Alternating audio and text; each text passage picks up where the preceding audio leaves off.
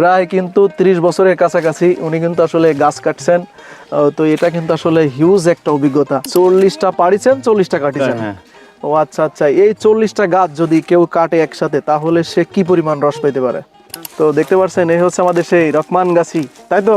পূর্বে কিন্তু আমি এর আগে একটা গুড়ের ভিডিও করেছিলাম আপনার, সেই ভিডিওটা অনেক মানুষ দেখছে। তো আবারও কিন্তু আমরা এই যে গাছ কাটার বর্তমান সময়ে যে ভাইরাল কন্টেন্ট, সেটা হচ্ছে খেজুর গাছ কাটা। তো এই যে আমাদের সাথে রয়েছে রকমান গাছি, তো আমরা এখন তার এই গাছ তিনি কত সময়ের মধ্যে এটা কাটতে পারে এটা আমরা তার কাছ থেকে শুনবো। আচ্ছা আঙ্কেল, আপনি কত মিনিটে একটা গাছ কেটে ফেলতে পারবেন? তা ধরেন ওই 15-20 মিনিট। 15-20 মিনিট লাগবে না? তো এই অনেকে কয় যে 2-3 মিনিটে গাছ কেটে ফেলায়, তো এগুলো কি ফাও? হ্যাঁ, এই গাছ মানে একটু গাছ ছোট বড় আছে তো, গাছ বড় তার জন্য না? হ্যাঁ গাছ বড়। আচ্ছা যাই হোক, তো এই গাছ কি ওই পাশে পড়বে এবার না? হ্যাঁ পূর্ব পাশে পড়বে। পূর্বী পাশে পড়বে, ওকে ঠিক আছে।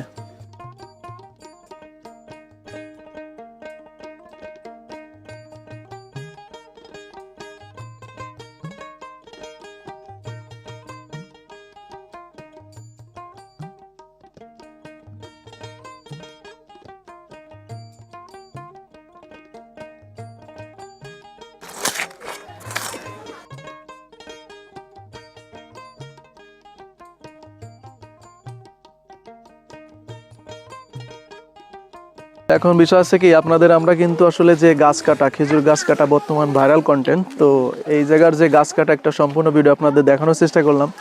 তো উনার কিন্তু আসলে গাছ কাটা শেষ, উনি কিন্তু নেমে আসছে গাছ থেকে। তো ওনার কাছে শুনবো আসলে এই যে গাছ কাটা আসলে কতটুকু কষ্টের, ঠিক আছে, এবং উনি কতদিন ধরে কাজ করে সব কিছু আমরা তো আগেই জেনে গেছি, তারপরেও কাকার কাছে শুনবো। তো কাকা, আপনার নাম? রকমান মোল্লা। রকমান মোল্লা না? তো আপনার এই যে গাছ কাটার এক্সপিরিয়েন্স বা অভিজ্ঞতা, এটা কত বছর বলছিলেন জানো? 20 বছর। 20 বছর ধরেই কাটেন না? আপনি কত বছর থেকে আসলে গাছ কাটা শুরু করছেন? ওই 25-20 আপনার বয়স কখন? 25 বছর থেকে। আপনার বয়স যখন 25 হয়েছিল তখন থেকেই আপনি আসলে গাছ কাটা শুরু করছেন, আর সেই 25 বছর থেকে এখনো চলমান। এখন 65। এখন আপনার বয়স 65 বছর। ওয়াও, প্রায় কিন্তু 30 বছরের কাছাকাছি উনি কিন্তু আসলে গাছ কাটছেন। তো এটা কিন্তু আসলে হিউজ একটা অভিজ্ঞতা। তো আপনার এই অভিজ্ঞতায় আপনি কি কখনো এই গাছ কাটার যে গাছ কেটে সর্বোচ্চ রস একটা গাছ থেকে কয় ঠিলে পেয়েছেন? এক ঠিলে পাইছি। সর্বোচ্চ এক ঠিলেই পান না? একদিন এক ঠিলে পাইছি, পরের দিন আবার এক ঠিলে আর এক ঠিলেও পেয়ে গেছেন, তাই তো? হ্যাঁ, 2 দিন 2 ঠিলে পেয়ে গেছি। 2 দিন এরকম ঠিলে পেয়ে গেছেন না? 5 দিন পর গাছ কাটিছি। 5 দিন পরে পরে গাছ কাটিয়েছেন, কিন্তু দেখা গেছে যে আপনি ঠিলে ঠিলে রস পেয়ে গেছেন, তাই তো? পুরোপুরি 2 দিন পাইছি রস। 2 দিন পেয়েছেন? আচ্ছা, আমি আর একটা জিনিস শুনতে চাই, আপনি হচ্ছে একটা দিনে সর্বোচ্চ কতগুলো গাছ কাটতে পারেন? উপরে 40টা কাটিছি। উপরে 40টা কাটিছেন, তাই তো? 40টা পারিছি আর 40টা কাটিছি। 40টা পারিছেন, 40টা কাটিছেন। হ্যাঁ। ও আচ্ছা আচ্ছা, এই 40টা গাছ যদি কেউ কাটে একসাথে তাহলে সে কি পরিমাণ রস পেতে পারে? তা 40টা ধরুন, সব তো নিজে গাছ না, পরের গাছ। তা ভাগ দিতে হতো, তাহলে 20 খান করে রস পাইছেন। 20 খান রস পেয়েছেন, তাই তো? এই 20 খান রস থেকে আপনি আনুমানিক কত ঠিলে আপনি গুড় তৈরি করতে পারবেন বলে মনে করেন? ডেলি 1 খান 1.5 খান গুড় হতো আমার। ডেলি 1 খান। 20 খান রসে কয় খান? 1.5 খান রস হতো। 20 খান রসে কয় খান গুড় হবে? 1.5 খান। 1.5 খান হবে না? তো এই 1.5 খান যে গুড়, এই 1.5 খান গুড়ের আসলে বাজার মূল্য কত আনুমানিক? আগে ছিল কম, আর এখন বর্তমানে তো 22-25।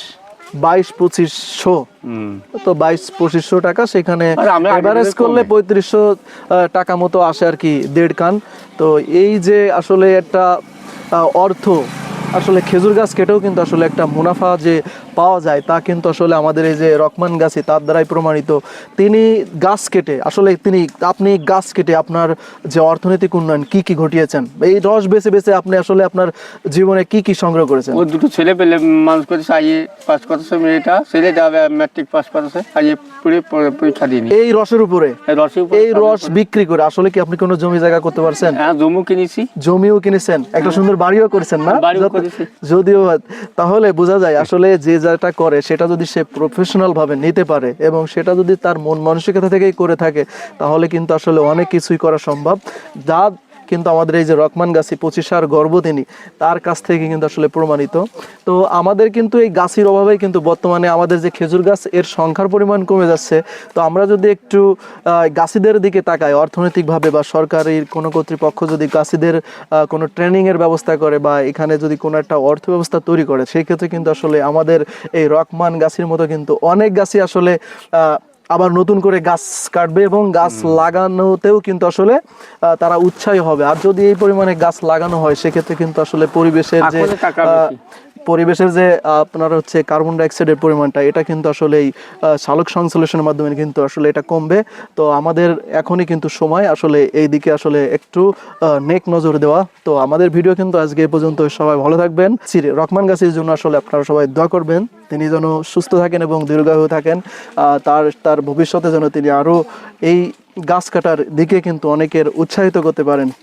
তো এই বলে আমি আমাদের আজকের এই সংক্ষিপ্ত ভিডিওটা এখানে শেষ করলাম। সবাই ভালো থাকবেন।